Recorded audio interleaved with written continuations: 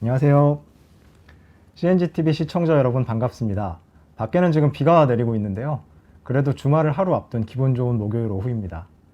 어느덧 우리는 이렇게 맨 얼굴보다 마스크가 익숙하고 또는 대면 행사보다 이렇게 웨비나가 익숙한 시대에 살고 있는데요. 언택트가 사회의 표준으로 자리 잡고 언택트는 유지하면서 사람 간의 관계를 온라인으로 유지시켜주는 디지털 기술을 많이 활용할 수밖에 없는 세상에 우리는 지금 살고 있습니다. 그러다 보니 많은 기업들도 업무와 관련된 부분에서 디지털 트랜스포메이션, 디지털 전환에 대한 관심도 더욱 높아지고 있지 않나 생각을 합니다.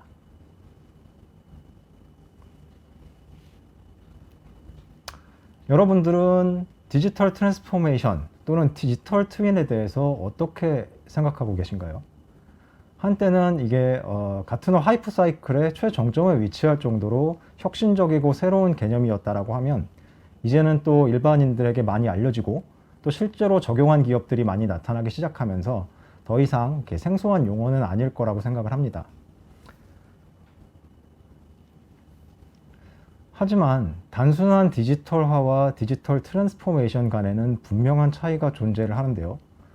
디지털화가 진행이 되면 보통은 이제 IT 기술을 통한 업무 시스템들이 활용이 되면서 거기서부터 데이터가 나오게 됩니다. 그리고 이 데이터를 활용해서 뭔가의 변화를 주는 것, 우리의 업무 방식이든 생활 양식이든 또는 우리의 사업 구조가 됐던 이런 변화를 주는 것들을 우리는 디지털 트랜스포메이션이라고 부르고 있습니다. 좀 더 쉬운 예를 들어볼까요? 저는 주로 이제 플랜트가 많은 지역인 울산 쪽으로 출장을 자주 다니는데 한 3년 전, 5년 전 이렇게 항공사 창구에서 티켓을 발급받아 사용을 했었습니다. 아날로그의 시대였죠. 그러다가 한동안은 이렇게 PDF로 받은 항공권을 가지고 다니기 시작을 했고 지금은 모바일 앱을 통해서 비행기를 타고 있습니다. PDF 파일로 받은 티켓은 뭐 아날로그는 아니라 디지털이라고 할 수 있지만 또 폰으로 가지고 다닐 수도 있겠죠. 그런데 현장에서 발생할 수 있는 이제 일련의 그런 이벤트들, 항공기 지연이나 탑승구의 변경 등에 대해 실시간으로 변화하는 정보를 캐치하기가 상당히 어렵습니다. 하지만 앱으로 발급받은 모바일 티켓은 이러한 변화에 대해서 내가 실시간으로 확인이 가능하죠. 즉 변화가 생긴 겁니다. 공항에, 즉 현장에 도착해서 확인해야 될 정보들을 내가 공항으로 차를 타고 가면서도 확인이 가능하고 또 거기에 대응할 수 있는 이제 마음의 준비를 할 수 있는 시간이 생긴 거죠. 아, 탑승구가 보안 검색대에서 가까워졌으니까 커피 한잔 할 시간이 생기겠구나. 이런 판단이 가능하게 된 겁니다. 하지만 우리 플랜트의 많은 공장 근로자분들은 아직도 1번이나 2번 방식으로 일을 많이 하고 계십니다. 교대 근무 일지를 수기로 작성한다든지 또는 출력된 도면을 들고 다니면서 업무를 하시는 분들이 대부분이지 않나 생각을 합니다. 그러한 부분들에 대한 디지털화와 트랜스포메이션을 오늘 말씀드리고자 하는 거고요. 그렇게 많은 기업에서 디지털 트랜스포메이션을 추진하고 있지만 불행하게도 대부분은 실패를 경험하고 있다고 합니다. 맥킨지의 조사 결과에 따르면 성공률이 30%가 채 안 돼요. 약 70% 정도가 실패를 하고 있다고 하는데 저는 지금 헥사곤에서 인더스트리 컨설팅을 담당을 하고 있습니다. 담당 업무의 특성상 다양한 고객사와 여러분들을 만날 기회가 굉장히 많은데요. 최근에는 뭐 업계 화두와 마찬가지로 DT, TFT 분들을 만날 기회가 상당히 많았습니다. 대부분의 기업들이 이렇게 출발을 하시는 것 같고요. 일단 뭐 디지털 트랜스포메이션 한다라고 하면 경영층이나 뭐 이런 쪽에서 지시를 내리시죠. 그리고는 회사마다 IT 전문가들 일단 모이시고요.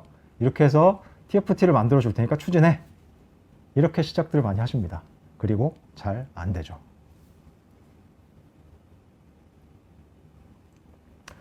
이렇게 만들어진 TF분들이 회사의 변화를 주도해 나가야 하는데 사실상 현재 업무 환경에 익숙한 현업분들이 어떻게 생각할지에 대해서 먼저 고민을 하십니다.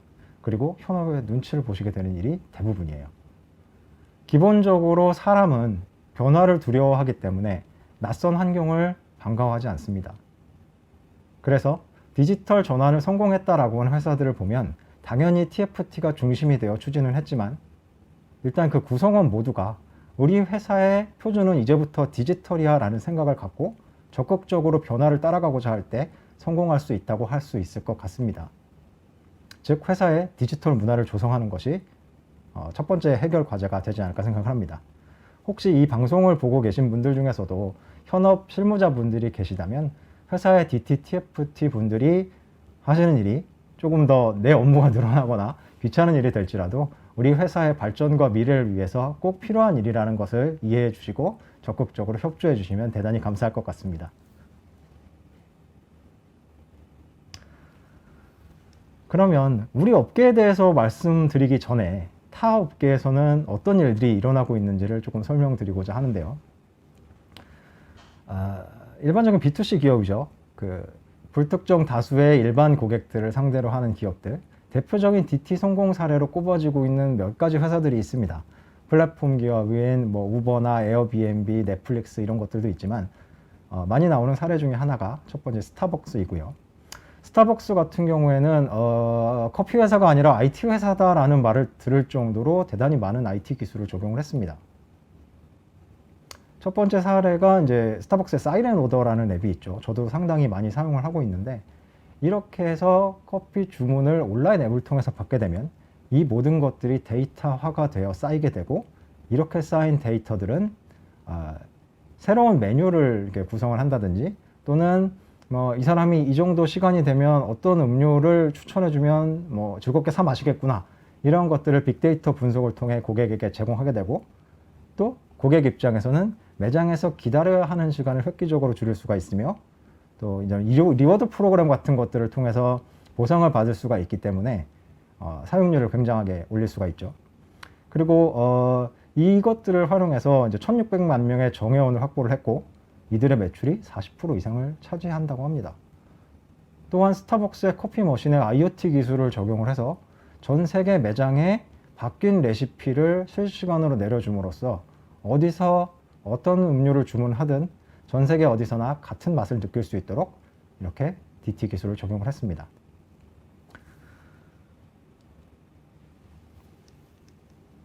두 번째 사례는 아마존입니다. 유통 공룡이라고 하는 아마존이죠. 2010년에 매출 규모를 보면 포인터가 나가나요? 2010년에 매출 규모를 보면 월마트나 이렇게 아마존보다 더 큰 이제 유통 회사들이 굉장히 많았는데 지금 2020년으로 넘어오면서 아마존이 다 이렇게 아래로 깔았죠. 월마트가 됐든 베스트바이가 됐든 전부 다 깔았습니다. 보면 DT 전략을 보면 이제 첫 번째가 디커플링이 있었습니다. 먼저 고객이 매장에 방문을 하고 전자제품이라고 가정을 할게요. 매장에 방문을 하고 원하는 이러한 상품을 살펴봅니다. 그리고는 매장에서 결제를 하고 물건을 집으로 가져가죠. 이러한 일련의 가치 사슬을 중간에 끊어버리고 방문과 확인은 매장에서, 구매는 아마존 앱을 통해 최저가를 찾아서 구매를 할 수 있도록 바꿔버렸습니다. 기존의 업체들을 힘들게 만든 거죠. 그래서 이러한 디커플링 전략을 통해서 아마존의 온라인 매출을 올리고 또한 여기에 보시면 사업 영역이 이제 굉장히 다양한데 온라인 판매가 약 절반 정도가 되고요. 나머지 AWS라든지 프라임 서비스라든지 이러한 사업 영역의 다각화를 시도했음을 알 수가 있습니다. 예를 들면 이제 클라우드 서비스. 미국에 보면 이제 블랙 프라이데이라는 행사가 있습니다. 이때가 되면 이제 엄청난 할인을 소비자들에게 제공을 하면서 한 해 동안 쌓아있던 재고들을 일시에 처리를 하는 이러한 기간이 있는데 이때가 되면 당연하게도 아마존의 구매 서버에 사람들이 많이 몰리게 될 겁니다. 그래서 서버가 다운되고 매출에 지장을 주는 일이 발생을 하니까 서버를 엄청나게 늘려버린 거예요. 그래서 서버군을 이만큼 늘려놓고 그 블랙 프라이데이 때 들어오는 모든 수요를 다 받을 수 있게 처리를 했어요. 그리고 행사가 끝나고 나면 다시 요만큼만 필요한 상황이 된 겁니다. 그럼 이 남는 건 어떻게 해요? 그냥 유지를 해도 되지만 필요한 다른 쪽에 빌려주자. 이렇게 아마존 웹 서비스가 시작이 되었습니다. 그래서 언뜻 보면 관계가 없을 것 같던 온라인 판매. 처음에는 온라인 서점으로 시작을 했죠. 킨들 바이어 이런 것도 팔고. 이런 아마존이 IT 기업으로 거듭날 수 있었던 그런 계기가 됐던 사건이라고 할 수가 있겠습니다. 이렇게 B2C 기업의 경우에는 이게 다양한 영역으로 사업을 확장한다든지 이러한 유연성이 굉장히 이게 시대의 흐름이나 고객의 선택에 따라서 바뀔 수가 있는 반면에 우리 업계 쪽으로 좀 넘어가 보겠습니다. 일반적인 B2C 기업이 고객의 선택에 의해서 사업이 만들어지는 커스터머 드리븐 형태라고 하면 우리 석유화학이나 정유 석유화학 업계 이쪽은 어떻게 보면 오너의 생산에 따라서 이제 판매가 결정되는 오너 드리븐의 마켓이라고 저희는 볼 수가 있을 것 같습니다. 업계 분들이 많이 들어와 계실 거기 때문에 회사명은 블라인드 처리를 했고요. 그래서 아마도 읽어보시면 아시지 않을까요? 그래서 앞선 그 두 개의 사례에서는 이제 최신 IT 기술, IoT도 나오고, 비즈니스 모델 다각화했다는 이야기도 나오고, 이런 형태의 DT를 했다라는 이야기를 할 수 있다면, 지금 보시게 될 사례에서는 우리 업계 쪽에서는 신규 비즈니스 발굴이나 최신 기술에 대한 이야기보다는 아무래도 기존에 하던 업무에 대한 문제점 보강이나 데이터 활용에 대한 이야기가 대부분입니다. 특정 설비의 이력을 찾으려면 개별적으로 뒤져야 한다. 시스템이 사일로되어 있다. 단절되어 있다는 의미가 되겠죠. 그리고 정비 이력과 운영 노하우는 직접 전수를 하는 식으로 축적되어 왔다. 이것들은 즉 수기로 기록되어 있었다라는 말이 됩니다. 이러한 것들은 필요할 때 검색해서 활용할 수 있는 데이터가 아니니까요. 마찬가지로 H사의 경우에도 비슷한 이야기가 적혀져 있죠. 부서별 또는 단위 공장별로 개별 관리가 되었다. 그리고 검색하고 활용되는데 많은 시간이 소요되었다. 라고 합니다. 마찬가지로 다음 사례에서도 개별적으로 운영된다. 이 사일로 되었다라는 이야기가 굉장히 많이 나오고 있어요. 그리고 이러한 문제점들을 해결 방안을 서로 간에 협업을 하고 공유를 해야 된다라는 이야기가 나오고 있고요. 그래서 우리 업계에서는 그동안 그 고도 성장기에 진행해 왔던 생산 중심의 또는 이렇게 실적 중심의 이런 그 시대에서 지금은 좀 더 이제 다른 형태로 변화하고 있는 시기가 아닌가 생각을 합니다. 그래서 일단 앞선 아마존이나 그 스타벅스의 사례보다는 조금 재미가 없으실 수가 있는데 이것이 그냥 우리 업계의 특성이라고 생각해 주시면 될 것 같고요. 우리가 잘못하고 있는 것도 아니고 그냥 저희 업계의 특성이라고 보시면 될 것 같습니다. 세계에서 1위를 차지하고 있는 화학회사인 바스프의 경우에도 비슷합니다. 지난 2015년부터 바스프 4.0 Our Path는 디지털입니다 라는 슬로건 아래 움직이고 있는데 결과적으로는 여기 보시면 디지털 플랜트 요거에 집중하고 있다는 것을 알 수가 있습니다. 우리 업계는 사실상 불특정 다수의 일반 고객을 상대를 하는 게 아니라 오너가 드리븐하는 대규모의 설비 투자가 필요한 장치 산업이기 때문입니다.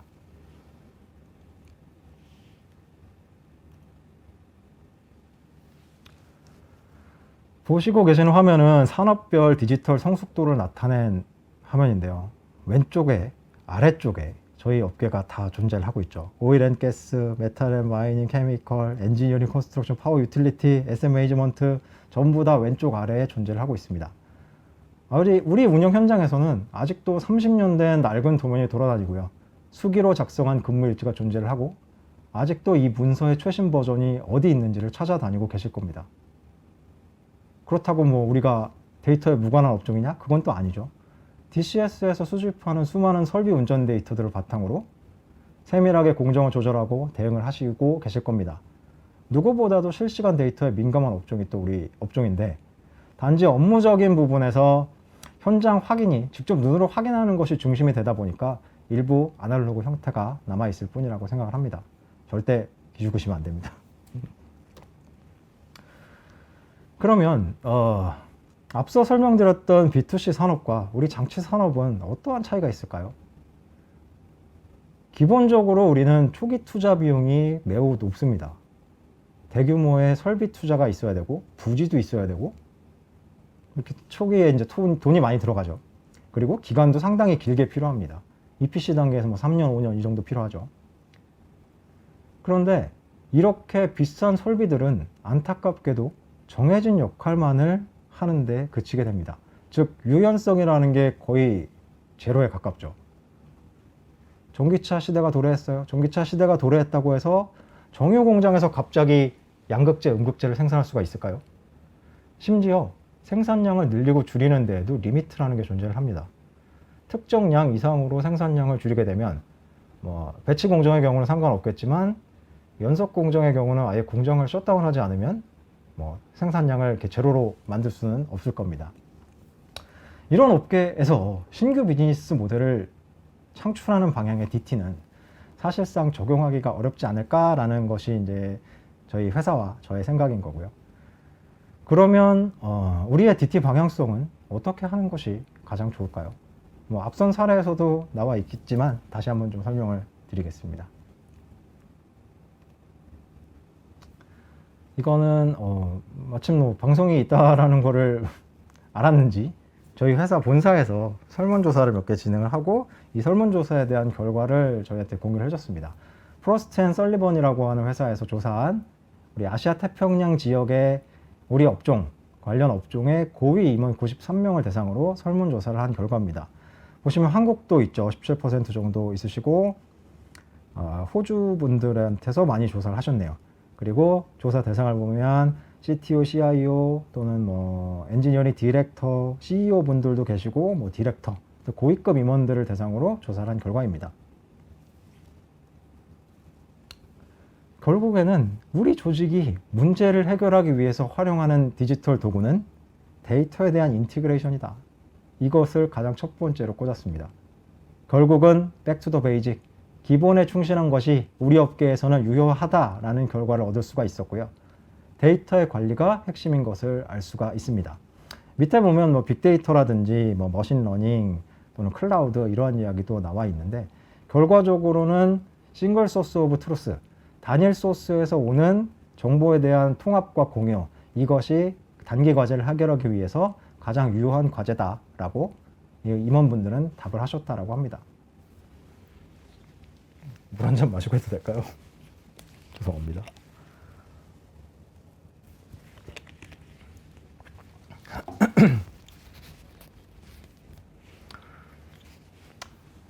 저는 이제 학부 시절에 컴퓨터 공학을 전공을 했습니다. 물론 20년도 넘었죠. 근데 그때 이미 인공지능이라고 하는 과목이 있었어요. 지금 나오는 단어들, 뭐 뉴럴 네트워크, 머신러닝, 딥러닝 이런 거 되게 오래전에 나온 개념입니다. 그런데 20년 전과 지금의 차이는요. 그 기계적인 학습을 하기 위해서 필요한 데이터의 양과 퀄리티, 그리고 얘를 처리하기 위한 하드웨어, 컴퓨팅 파워의 차이, 여기에 있다라고 보시면 될 것 같습니다. 즉 우리는요 기술이 부족해서 또는 알고리즘이 부족해서 인공지능을 못하는 게 아니라 거기에 쓸 양질의 데이터가 없는 겁니다. 거기에서 문제가 발생을 하는 거고요. 거기에서부터 출발을 해야만 이러한 다른 아래에 있는 기술들도 빛을 발할 수 있다라고 생각을 합니다. 마찬가지로 조사 결과를 계속 보면요. 기술 투자의 혜택을 가장 많이 받을 수 있는 기능의 첫 번째가 인포메이션하고 데이터 매니지먼트예요. 이거 뭐 각 회사들이 몇 년 전부터 계속 관심을 갖고 진행하셨던 부분인 거고, 그리고 아래로는 또 우리 본업에 충실한 오퍼레이션 메인터넌스라든지 프로젝트 컨트롤이라든지 이런 것들이 있지만 결과적으로는 우리 업종에서는 가장 부족한 것이 정보와 데이터의 관리다라는 답을 냈음을 CEO분들이 냈음을 알 수가 있습니다. 그래서 결국은 본질에 충실해서 데이터를 중심으로 한 본연의 업무, 안전환경 강화, 업무 효율화, 설비 신뢰도 향상, 이런 본연의 업무를 더 잘할 수 있는 형태의 디지털 트랜스포메이션. 결국은 설비죠. 우리 공장에서 돌아가고 있는 이 많은 설비들이 안정적으로 비계획 가동 정지 없이 또 휴먼 에러 없이 잘 돌아갈 수 있게 돕는 것. 이런 것들이 DT의 추진 목표라고 볼 수가 있을 것 같습니다. 앞서 소개드렸던 우리 업계의 성공했던 사례들을 보면 그쪽들도 다 이러한 방향으로 추진이 되었고요. 앞으로도 뭐 이제 스타벅스나 아마존 같은 이러한 형태의 DT보다는 이런 그 기본에 충실한 형태의 DT가 추진되어야 하지 않나 생각을 합니다. 그러면 저희 헥사곤의 오퍼레이셔널 트윈은 과연 무엇이고 저희는 어떤 것들을 여러분들께 제공을 해드릴 수가 있을까요? 일반적으로 플랜트 IT 시스템이라고 하면 이 정도를 생각하고 계실 겁니다. 이미 운영을 하고 계신 경우도 있을 수가 있고요. 또는 뭐 아직 운영을 하고 있지 않으신 분들도 있을 겁니다. 여기 점선으로 표시한 부분들은 아직 이렇게 대중적으로 많이 사용하시지 않는 것들, 이런 것들을 좀 점선으로 표시를 했고요. 나머지 것들은 뭐 자체 개발을 하셨든 솔루션 도입을 하셨든 회사마다 다 가지고 계시거나 또는 사용을 준비 중에 계실 거라고 생각합니다. 다만 문제는 이 시스템 간의 연결고리가 전부 단절된 상태로 개별적으로 운영이 되고 있다는 점인 거죠. 우리는 기본적으로 현장에 있고요. 이 현장에서 나오는 정보들을 바탕으로 안정적으로 운영하기 위한 갖가지 설비들이 있습니다. 그리고 저희 헥사곤에서는 이러한 환경에서 다양한 솔루션 포트폴리오를 통해서 여러분들의 DT를 지원해 드리고자 합니다. 최근에 인수한 그 파스라는 솔루션이 있는데, 여기서는 이제 알람 관리나 뭐 인터럽 관리 이런 것들을 하실 수가 있고, 교대 근무 관리의 전산화를 통해서 이 J5라는 솔루션에서 담당을 하고 있죠. 그리고 오늘 설명드릴 오퍼레이셔널 트윈의 핵심이 되는 솔루션은 이쪽에 있는 SDX라는 솔루션입니다. 그리고 추가적으로 루시아드라고 하는 통합관제 관련된 솔루션도 잠깐 말씀을 드리도록 할게요. 그래서 결론적으로 저희 헥사곤은 디지털 트윈을 이렇게 정의를 합니다. 단일 소스, 싱글 소스 오브 트루스라는 얘기 두 번째 드리는데, 단일 소스를 원칙으로 물리적 플랜트에 디지털화된 모든 정보, 그게 도면이 됐든 설계 정보가 됐든 뭐 연결관계, 다른 자료들과의 연결관계가 됐든 뭐 운전 현황이 됐든 또는 뭐 정비 이력이 됐든 이러한 모든 것들을 연결된 형태로 가지고 있는 디지털의 표현 형태다 라고 저희는 정의를 합니다.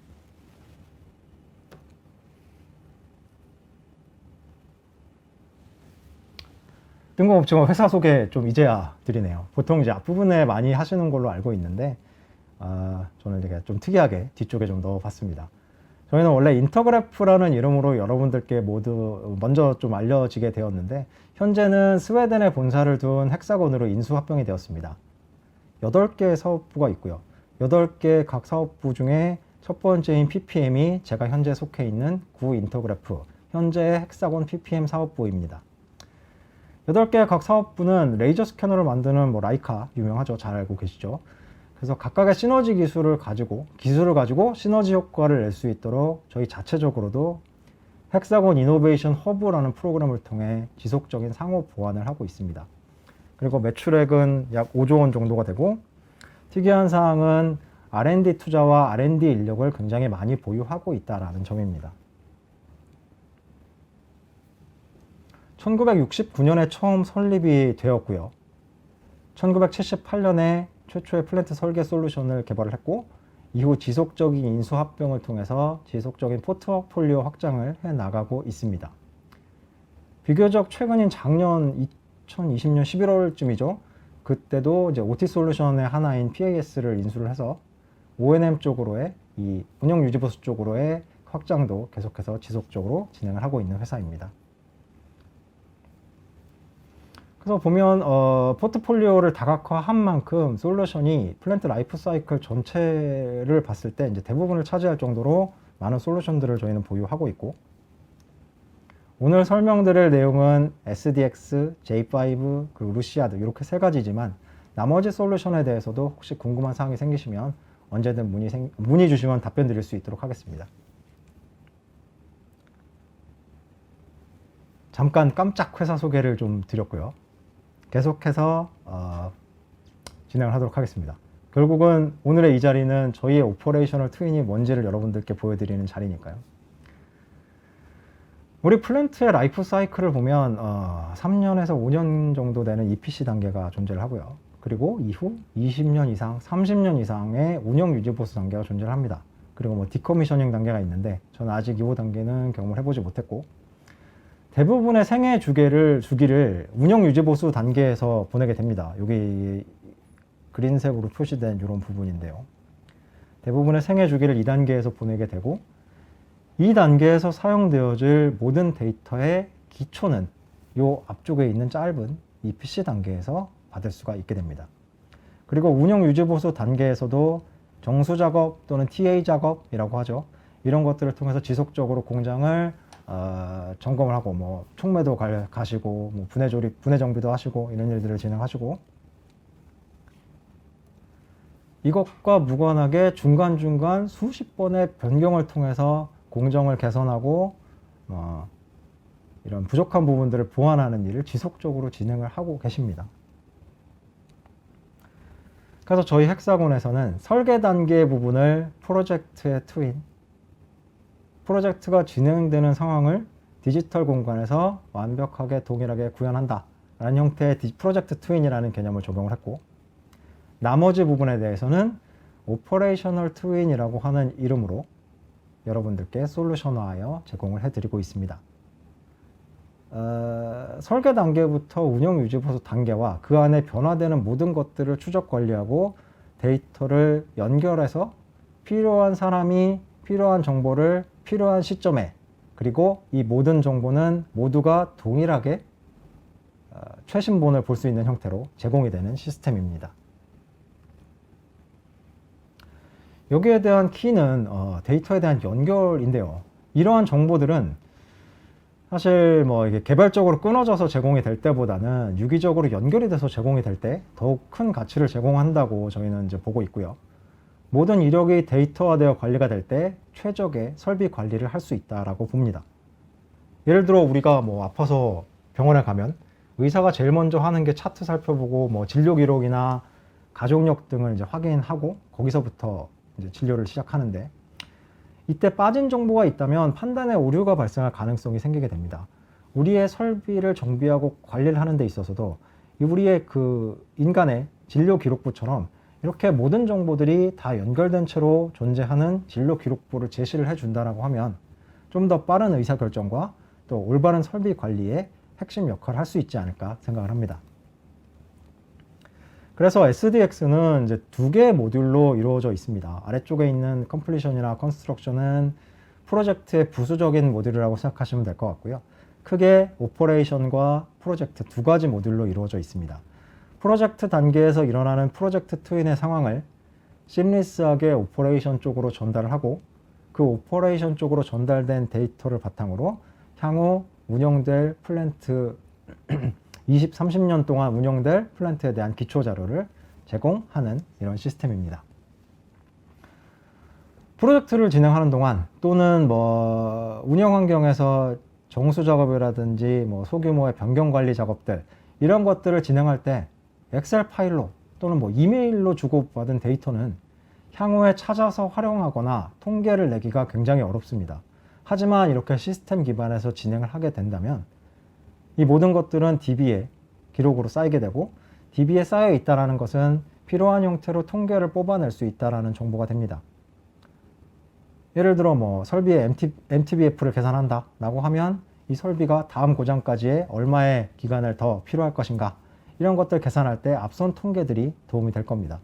말씀드렸던 의료기록부처럼요. 기본적으로 우리는 설비 중심으로 업무를 하고 있는데, 이러한 설비들은 어마어마하게 복잡하죠. 많은 연결고리를 가지고 있어야 되고요. 이러한 것들이 한눈에 보여질 때 우리는 업무에 활용을 할 수가 있습니다. 그래서 저희는 직관적인 UI를 통해서 설비의 모든 것을 확인하실 수가 있고요. 설계 데이터부터 여기서부터 시작하겠습니다. 가운데에 해당 설비가 존재를 하고, 지금 보시는 화면은 실제 SDX 오퍼레이션의 화면을 제가 캡처를 한 거고요.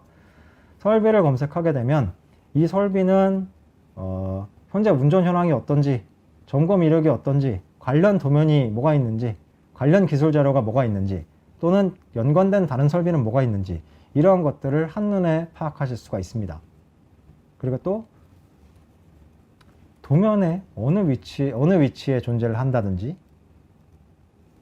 3D 모델이 있다면 3D 모델상에서 어디에 위치를 하는지, 또는 현장에 대한 레이저 스캔이나 이런 트루뷰 모델이 있다면 이러한 현장 사진까지도 하나의 화면에서 같이 뷰어로 보실 수가 있게 됩니다.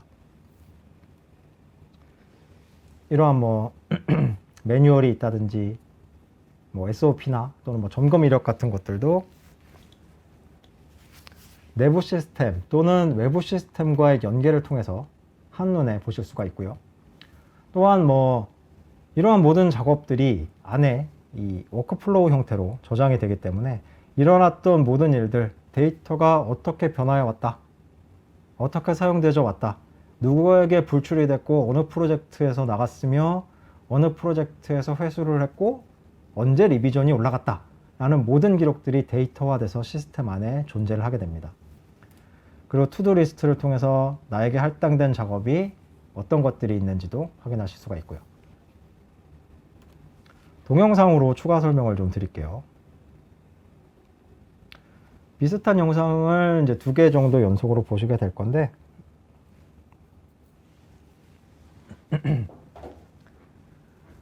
아까 그 플랜트 전체에 대한 그런 시스템, IT 시스템에 대한 그 슬라이드를 하나 보여드렸는데, 거기에 보면 이제 데이터를 관리를 하는 이러한 데이터 허브의 역할하는 솔루션도 있지만, 기본적으로 사용하시는 CMMS나 또는 그 현장의 실시간 운전 정보를 가져오는 RTDB 시스템도 같이 사용을 하고 계실 겁니다. 이런 것들에 대한 커넥터도 저희가 제공을 하고 있기 때문에 모든 정보를 한 자리에서 손쉽게 확인하실 수가 있습니다.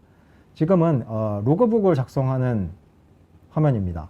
저희 J5라고 하는 솔루션에서 기존에 수기로 작성돼서 관리되던 이러한 로그북에 대한 것들을 전산화시키고 기록에 남기고 검색에 활용하실 수 있는 기능을 제공을 합니다. 이렇게 저장이 되면 나중에 필요한 일이 생길 때 찾아볼 수가 있겠죠. 그리고 실시간 운전 정보에 대한 인터페이스를 통해서 우리 설비가, 내 담당하는 설비가 현재 운전 상태가 어떻구나, 히스토리는 어땠구나, 또는 뭐 트렌드는 어떻게 변화하고 있구나, 잘 운행되고 있구나, 이러한 것들을 아실 수가 있습니다.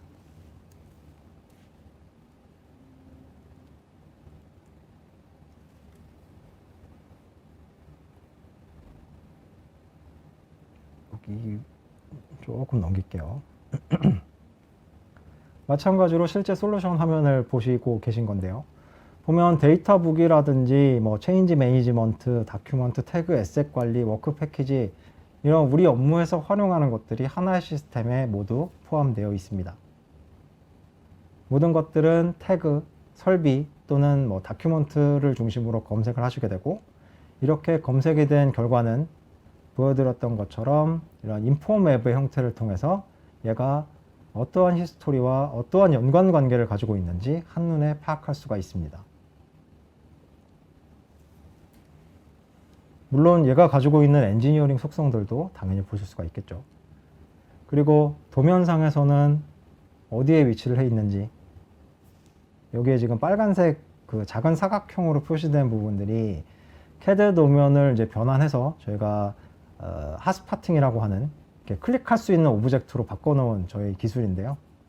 이런 것들을 통하면 단순히 그림으로만 인식되던 CAD 도면이 이렇게 클릭커블한 오브젝트로 바뀌고 거기서부터 데이터 연동을 할 수 있는 이러한 객체로 바뀌게 됩니다. 그러면 이렇게 입력된 설계 속성들을 확인하고 데이터 시트가 연결되어 있다라고 하면 데이터 시트도 연결해서 볼 수가 있고요. 기존의 방식대로라면 필요한 정보를 찾을 때 내가 가진 공유 폴더, 우리 팀이 가진 공유 폴더 또는 EDMS 시스템에 접속을 해서 찾지만 이게 찾아보니까 또 최신 도면이 아니네요. 그럼 최신 어디 있어? 최근에 변경 진행했던 담당자 누구야? 전화해서 그분 뭐 개인 폴더에 들어있는 것들을 받아서 활용하시기도 하죠. 이러한 것들을 싱글 소스 오브 트루스라는 이름으로 하나의 시스템에서 중앙 집중 관리를 하게 되면 구성원 모두가 동일한 정보를, 최신 정보를 확인하실 수가 있게 됩니다.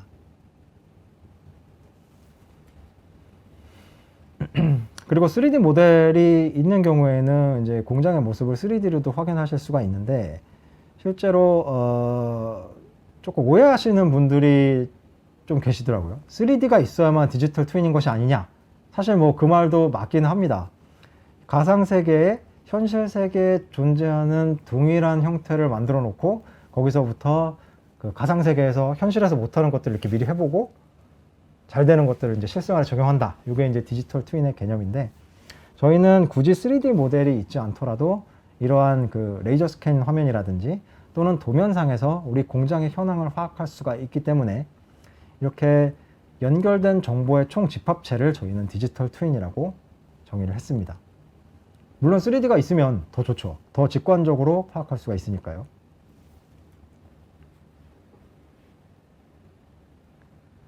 그래서 또한 말씀드렸던 것처럼 이러한 그 모든 일련의 데이터들은 다른 시스템하고도 연동이 됩니다. 지금은 SAP의 뭐 펑셔널 로케이션에 연결해서 관리를 하고 있는 부분이고요. 이런 것들이 3D 모델이나 또는 도면상에서 현장에 있는 에셋들이 엔지니어링 단계에서는 도면상에서는 어떻게 위치하고 있는지를 파악하실 수가 있습니다. 나머지는 다 비슷한 내용이기 때문에 스킵을 하도록 하겠습니다. 아이고. 그 또한 모바일 기기의 활용이라든지 또 이러한 RTDB, 저희는 지금 기본적으로 OSI 파이에 대한 커넥터를 제공을 하고 있고요. 커넥터가 있다라는 의미는 별도의 그 복잡한 작업이나 인터페이스를 개발하는 작업 없이 편리하게 연결을 해서 RTDB에서 제공하는 실시간 운전 정보와 트렌드 정보를 가져올 수 있다는 의미가 되고요. 보시는 것처럼 모바일 기기에서도 동일하게 동작을 합니다. HTML5 기반의 그 웹 기반으로 제공이 되기 때문에 모바일 기기가 됐든 PC가 됐든 웹 브라우저만 있으면 동일하게 같은 느낌으로 사용을 하실 수가 있고요. 보시는 것처럼 3D에 대한 연결이라든지 이러한 설비에 대한 정보들을 클릭 몇 번으로 필요한 시스템으로 옮겨 다니면서 활용을 하실 수 있도록 제공을 해드리고 있습니다.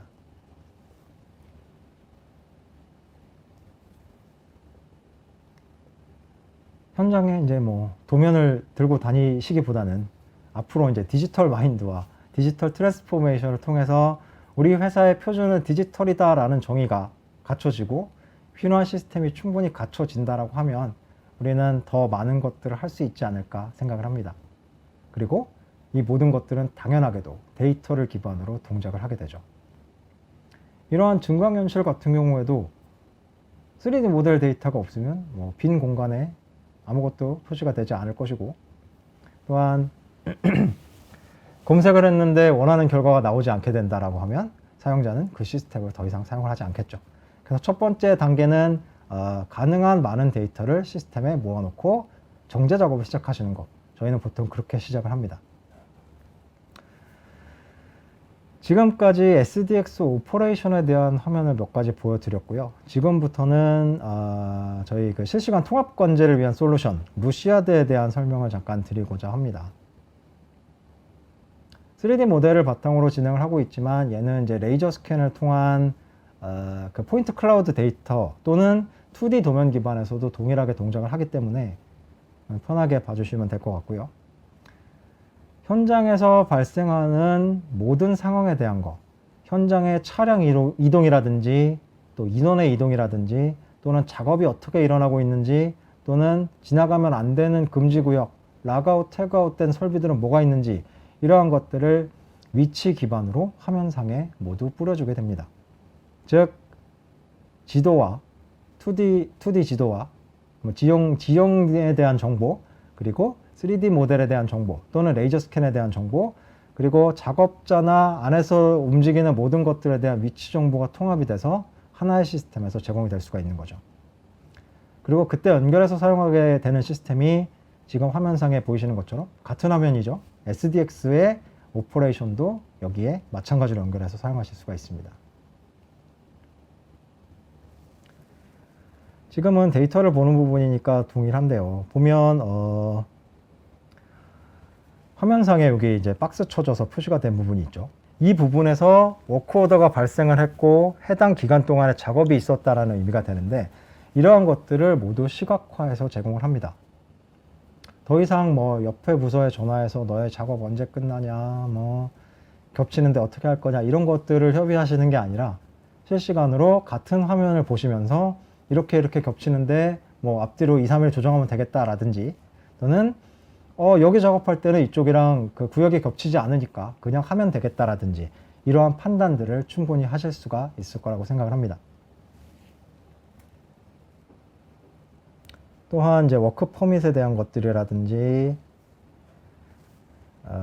이 맵들은 또 레이어 형태로 구별이 되기 때문에 뭐 필요한 레이어를 이제 껐다 켰다 하실 수가 있고요. 예를 들면 뭐 소화기의 위치만 보고 싶다. 그러면 그 소화기의 위치가 나와 있는 소방 도면만 이제 레이어 온을 해서 보시면 될 거고요.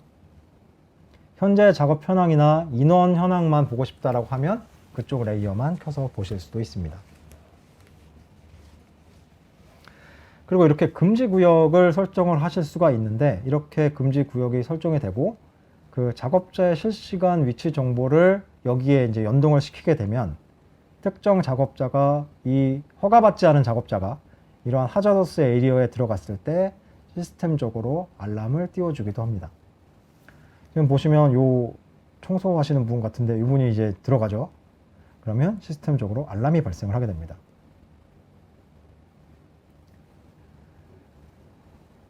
물론 이제 운전에 대한 것들, 예를 들면 뭐 실시간 운전 현황, 우리 탱크의 레벨이 얼마나 차 있는지, 또는 현재 온도가 얼만큼인지, 또는 과열된 경우에는 빨간색으로 표시를 해준다든지, 이러한 모든 시각적인 것들을 처리하실 수가 있는 솔루션입니다. 그리고 이런 CCTV 같은 것도 연결할 수가 있기 때문에, 제가 뭐 서두에 말씀을 드렸죠. 공항에 가는 차, 택시 안에서 모든 상황을 파악하고 현장에 도착하면 여유가 생긴다 라는 말처럼, 사무실에 앉아서 모든 상황을 파악하고 현장에 도착을 하게 된다면 그만큼 대처에 대한 여유도 생기고, 그리고 작업에 대한 스케줄링도 보다 원활하게 하실 수 있지 않을까 기대를 하고 있습니다.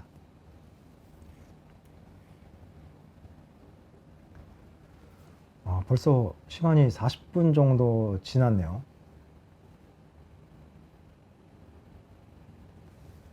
자세한 설명은 오늘은 이제 동영상을 통해서만 말씀을 드렸기 때문에 어떤 거다라는 대략적인 이제 감만 잡으시면 될 것 같고요. 남은 시간 동안은 질의응답을 통해서 제가 방송 중에 궁금하셨던 부분들이나 이런 것들을 좀 더 답변을 드리고자 하고요. 그리고 일단 시간적인 제한이 있기 때문에 제가 모든 질문에 대해서 답변을 드릴 수는 없을 것 같고, 제가 이런 화면들을 보면서 아이고야, 벌써 엄청나게 뭐가 많이 올라왔네요. 네, 몇 가지 이제 답변을 드리도록 하겠고요.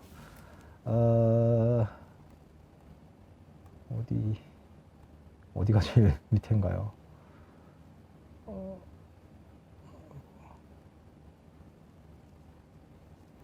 멋집니다. 30%도 많이 성공한 것 같은데요. B2C 기업은 다양한 경험을 합니다. 질문 있네요. 국내 적용 사례. 스타벅스의 적용 사례를 말씀하시는 건가요? 일단 제가 이해할 수 있는 질문 위주로 답변을 드리도록 하겠고요. 필요하신 거는 이제 뭐 저한테 연락을 주시거나 또는 회사를 통해서 연락 주시면 답변 드릴 수 있도록 하겠습니다. 네, 금일 소개 자료는 메일로 제가 보내드릴 거고요.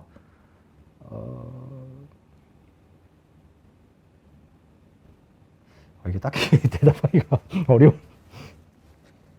여기 지금 그래프DB 모델이 나온다라고 하셨는데, 네, 맞습니다. 지금 저희 헥사곤에서 제공하는 SDX라는 이 솔루션의 기본 구조는 그래프DB 형태로 데이터가 존재를 해요. 오브젝트, 릴레이션으로 만들어져 있습니다. 이렇게 해서 모델이 조작이 되면 나중에 데이터 분석 쪽에서 아마 쉽게 활용해서 가져다 쓰실 수가 있을 것 같아요. 그리고 SPF 별도 구매 없이도 태그와 관련 정보 연계가 가능한가요? SDX 자체가 이러한 기능들을 포함하고 있습니다. 그래서 SPF 없이도 이런 것들이 가능하고,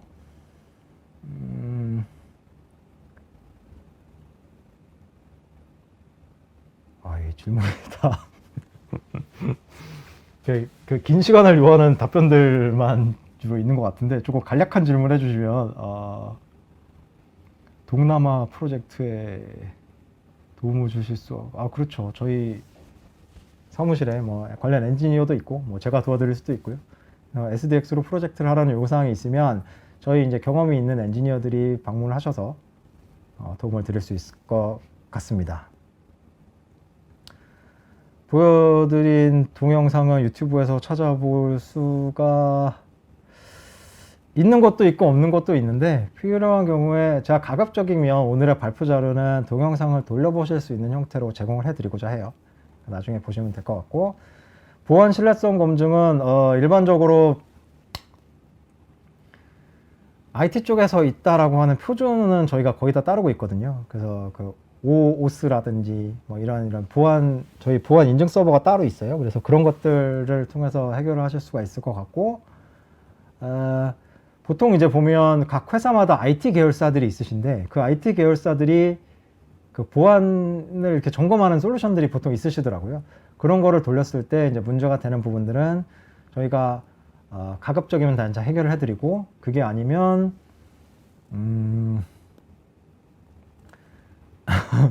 어렵다. 이게 생방송에서 질문 받는다는 게 보통 일이 아니네요. 어렵습니다. SDX에 툴 데이터를 올리려면 툴에서 퍼블리시를 해야 하나요? SDX는 아직 그 퍼블리시 기능이 없기 때문에 SPF를 별도로 활용을 하셔서 퍼블리시를 하고 받으시는 방법도 하나 있고, 또 하나의 방법은 이 데이터들을 저희 그 로더를 통해서 캡처링을 해서 올리는 방법이 있습니다. 결과물은 뭐 거의 동일하기 때문에 그렇게 올리셔서 사용을 하셔도 될 것 같아요. 그리고 모바일 기기는 안드로이드, iOS 모두 사용 가능하고요. 사용하는 브라우저만 크롬이나 뭐 파이어폭스나 이런 레이티스트 브라우저만 사용이 된다라고 하면 모두 사용이 가능합니다. 그리고 윈도우 환경만 지원하진 않고 안드로이드나 iOS도 지원을 하고, 그리고 클라이언트 사양이 고사양이어야 되지만, 물론 이제 다 뭐 아시겠지만 3D가 들어가는 게임을 할 때도 심지어는 일반 노트북과는 다른 노트북을 사용을 하셔야 되잖아요. 3D를 보신다라고 하면 어느 정도 사양은 필요하지만 그렇게 극악하게 고사양이 필요하지는 않습니다. 물론 제 이 폰에서도 3D 모델 잘 돌아가는 것을 확인을 했기 때문에 이 정도의 사양만 있으면 사용하실 수 있지 않을까 생각을 합니다.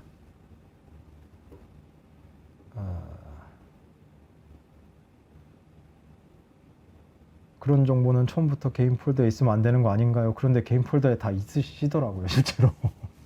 네. 그리고 J5의 기능 중 이 화면이 지금 그대로 나가는 건가요? 그렇구나. 네.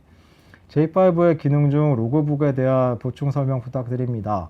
기본적으로 오퍼레이션 로그북이라고 하면 교대 근무를 보통 하시잖아요. 4조 3교대 또는 4조 2교대의 형태로 교대 근무를 하실 텐데, 그 교대 근무 중에 노멀한 상황일 때는 일반적으로 그러니까 교대 근무 쉬프트 일지를 작성을 하십니다. 그렇게 해서 다음 근무조에다 이렇게 전달을 하시는 거고, 로그북 같은 경우에는 특이사항이 발생을 했을 때 그 특이사항에 대한 것들을 그 순간 기록하는 역할을 하는 모듈인데요. 기록을 할 때 그때 당시에 그 운전 정보, RTDB에서 이런 값을 던져줬다 라는 것들을 이제 스냅샷을 떠서 제공을 할 수가 있고, 또 이때 뭐 사진 첨부라든지 동영상의 첨부, 뭐 사진으로 해결이 안 되는 뭐 소리를 들어야만 알 수 있다든지 이런 것들을 전부 로깅을 해서 사용하실 수가 있게 됩니다. 그리고 당연히 기록도 되고 추적도 되고요. 얘가 핸드폰을 통해서 만약에 현장에서 입력을 했다라고 하면 입력한 위치에 대한 GPS 정보라든지 이런 것들도 모두 같이 저장이 되는 형태로 되어 있습니다. 그렇죠. 일상적인 이력이나 상태는 큰 관심이 없죠. 이상의 징후, 이런 그 알람 같은 것들 받으시는 것들이 더 중요한데, 몇 년 전인가요? 한동안 그 예지 정비에 대한 것들이 한참 화두가 돼서 많이 진행들을 하셨던 걸로 알고 있는데, 사실 그 예지 정비는 앞으로 일어날 상황에 대한 것을 예측하는 기술이죠. 그러려면 시스템이 그 예측을 하기 위한 학습이 굉장히 많이 필요하고, 그 학습의 주가 되는 데이터는 이상 상태의 데이터입니다. 근데 그 이상 상태의 데이터를 한 공장에서 학습을 시킬 정도로 그 많이 모으는 게 사실 쉬운 일은 아니거든요. 그렇기 때문에 그 예지 정비 솔루션을 하는 다른 업체에서는 대안으로 노멀 상태를 그럼 기록하자. 노멀 상태를 이렇게 기록하다가 노멀 상태가 아닌 게 나오면 이상 상태로 판단을 하자라는 이러한 이제 접근법도 진행했던 것으로 알고 있는데, 이러한 부분들에 대한 것들을 저희가 이제 저희 솔루션으로 직접 제공을 하지는 않고, 저희가 가지고 있는 그러니까 오늘 설명드렸던 SDX로는 제공하지 않고 PAS라고 하는 새로 인수한 솔루션이 있습니다. 그쪽에 알람 매니지먼트 기능이 있어서 여기에서 그 이상의 징후나 이상 상태 발생 등에 대한 이런 통보, 또는 뭐 인터락에 대한 설비가 셧다운이 됐기 때문에 얘는 이상이 아닙니다라는 걸 판단해서 결과를 알려준다든지, 이런 것들은 PAS 쪽에서 제공을 해드리는 기능이라고 말씀드릴 수 있을 것 같습니다.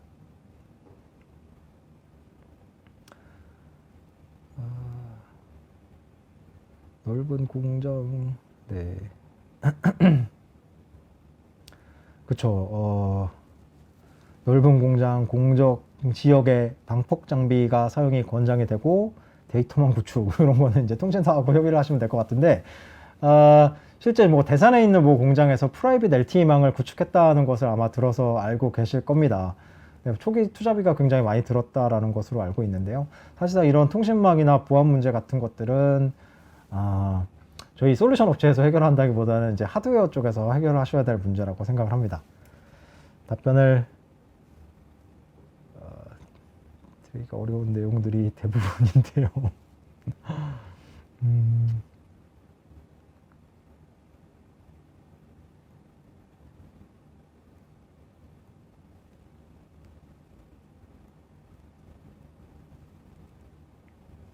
또 새로운 것들이 있나요?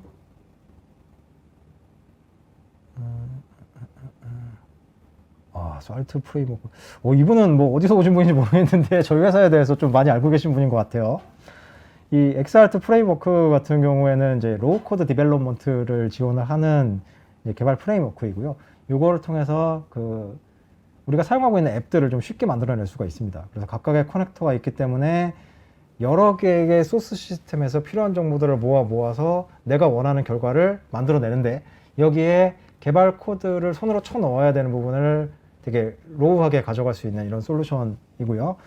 요거는 CNGTV에서 한번 발표를 했던 것으로 제가 기억을 하는데, 뭐 이게 필요하시다면 다음에 또 기회가 되면 또 소개를 드릴 수 있도록 하겠습니다. 네, 더 이상 이제 뭐 질문은 없으신 것 같고요. 일단 1시간요. 아직 한 50분 정도 되었네요. 긴 시간 동안 자리해 주시고 시청해 주신 모든 여러분들께 감사의 말씀드립니다. 저는 오늘 여기까지 하겠고요. 지금까지 헥사곤의 인더스트리 컨설턴트 김세환이었습니다. 감사합니다.